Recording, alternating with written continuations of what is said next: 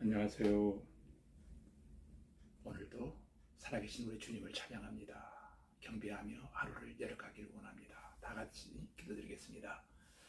참 좋으신 아버지 하나님, 이 시간에는 대단원의 막을 내리는 산상수훈의 결론 부분을 통해서 하나님의 세미하신 그 음성 듣기를 원합니다.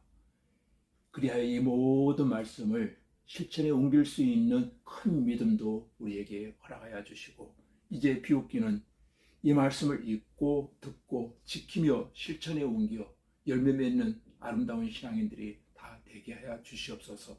예수님 이름으로 기도하옵나이다. 아멘. 오늘 아침 우리에게 주신 하나님 말씀은 마태복음 7장 21절로 27절까지 제가 읽어드리겠습니다. 나더러 주여 주여 하는 자마다 다 천국에 들어갈 것이 아니요 다만 하늘에 계신 내 아버지의 뜻대로 행하는 자라야 들어가리라. 그날에 많은 사람이 나더러 이르되 주여 주여 우리가 주의 이름으로 선지자 노릇하며 주의 이름으로 귀신을 쫓아내며 주의 이름으로 많은 권능을 행하지 아니하였나이까 하리니, 그때 내가 그들에게 밝히 말하되 내가 너희를 도무지 알지 못하니 불법을 행하는 자들아 내게서 떠나가라 하리라. 그러므로 누구든지 나의 이 말을 듣고 행하는 자는 그 집을 반석 위에 지은 지혜로운 사람 같으리니, 비가 내리고 창수가 나고 바람이 불어 그 집에 부딪히되 무너지지 아니하나니 이는 추초를 반석 위에 놓은 까닭이요 나의 이 말을 듣고 행하지 아니하는 자는 그 집을 모래 위에 지은 어리석은 사람 같으리니, 비가 내리고 창수가 나고 바람이 불어 그 집에 부딪힘이 무너져 그 무너짐이 심하니라. 아멘.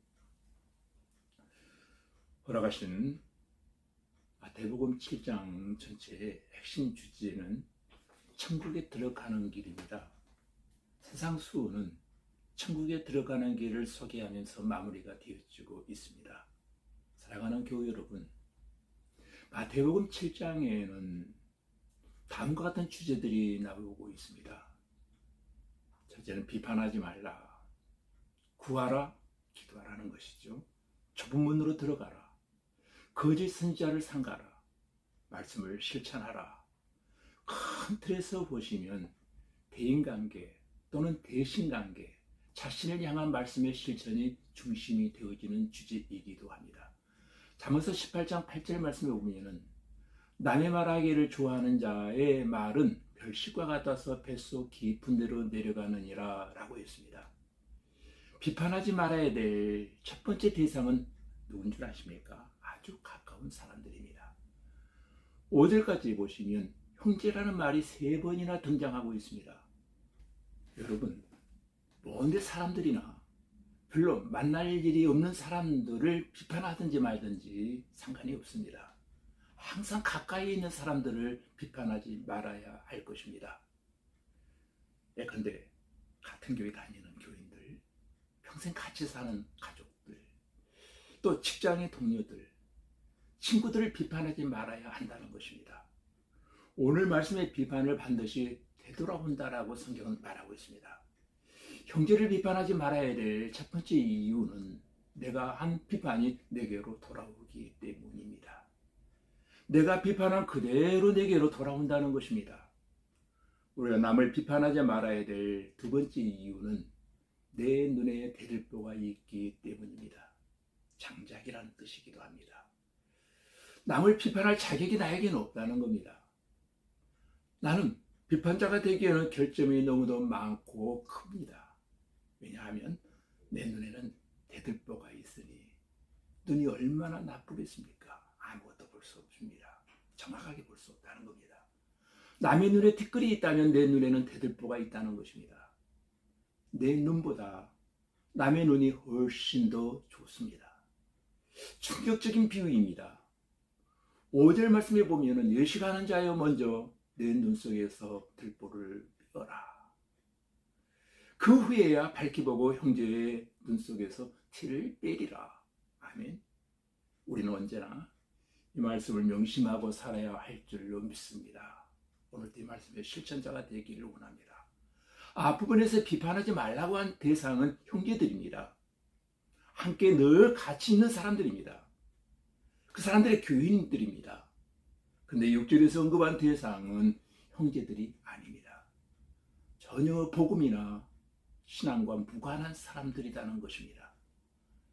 오히려 인간성이 나쁘고 지극히 고약한 사람들입니다. 양심도 없고 도덕성도 없고 교양도 없고 있는 것이라고는 악한 성질만 있는 아주 더러운 사람들입니다. 이런 사람들에게는 비판이고 뭐고 아무 의미가 없다는 것입니다.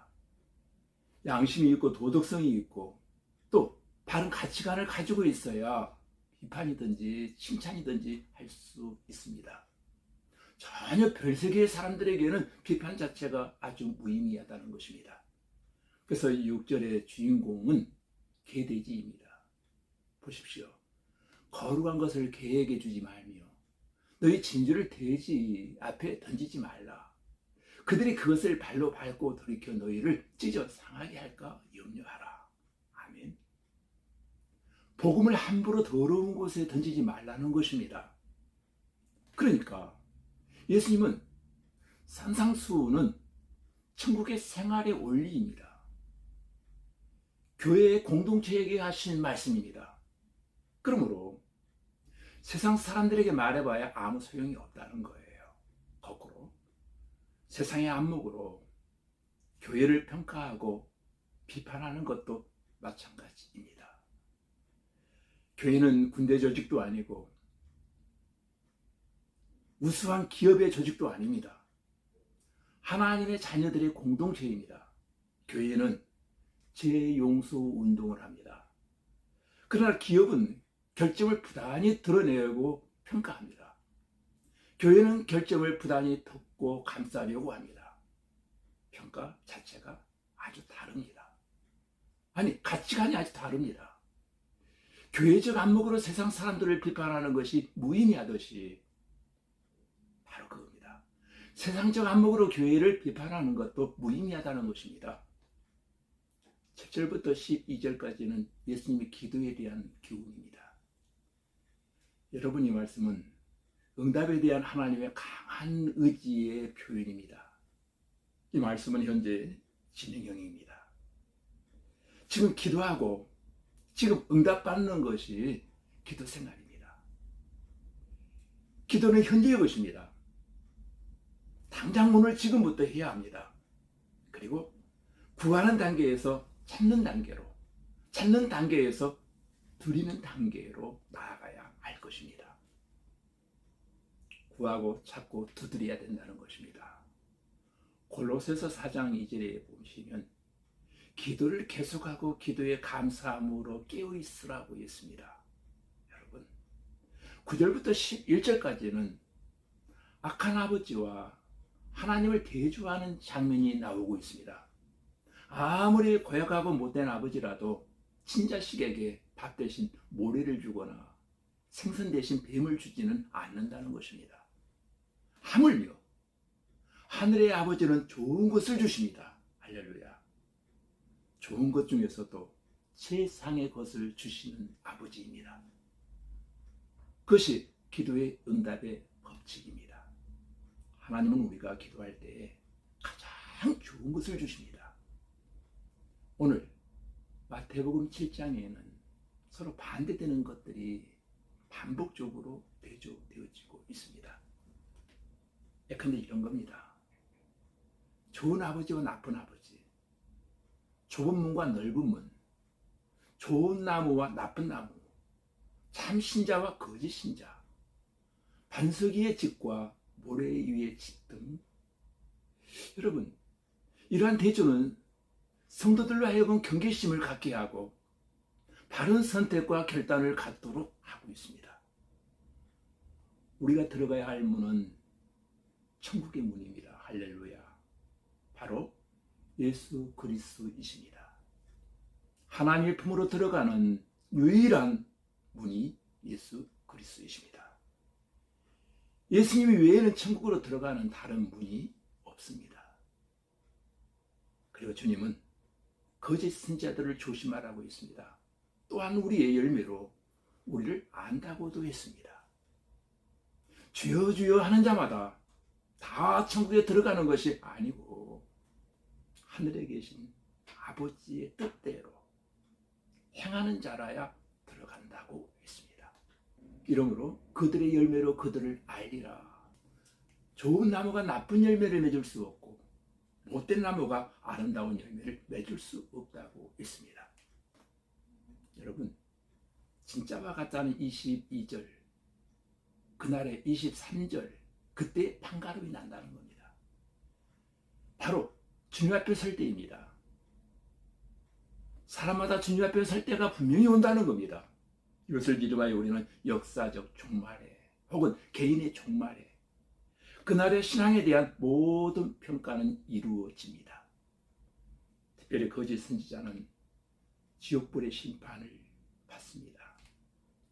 요한계시록을 보면 하나님은 우리의 모든 행위를 평가하고 기록하십니다.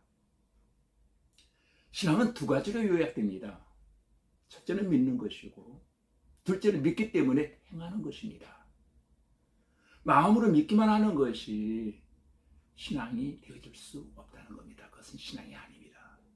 믿기 때문에 삶에서 실천되어야 하는 것이 신앙입니다. 살아있는 신앙이죠. 그것은 믿음을 행함으로 증명하라는 뜻입니다.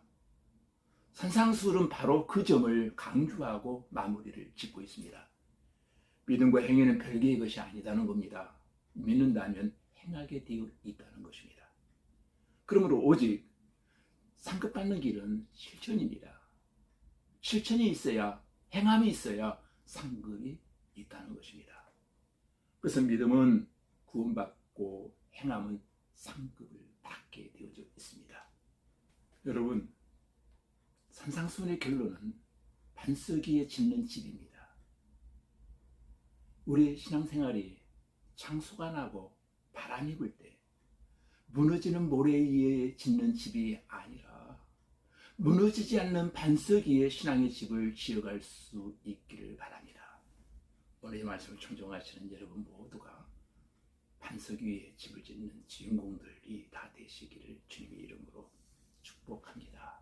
오늘이 바로 그와 같은 실천의 날이 되어질 줄로 믿습니다. 다 같이 우리 하나님께 기도드리겠습니다.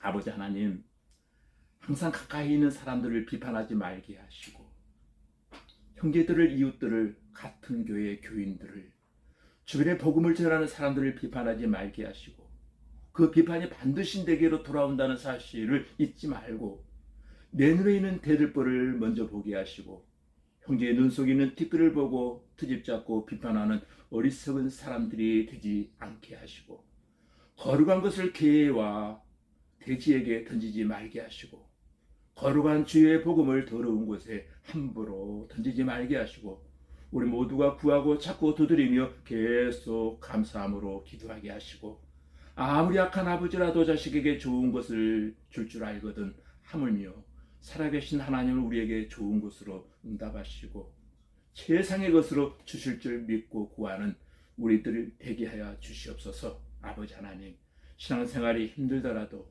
세상의 넓은 길이 아니라 좁은 길을 가게 하시고 생명의 길로 걸어가는 지혜로운 성도들이 다 되게 하시고 거짓 선지자를 상가하며 말씀을 실천함으로 반석 위에 집을 짓는 지혜로운 성도들의 삶이 되게 하여 주시옵소서. 예수님 이름으로 기도하옵나이다. 아멘.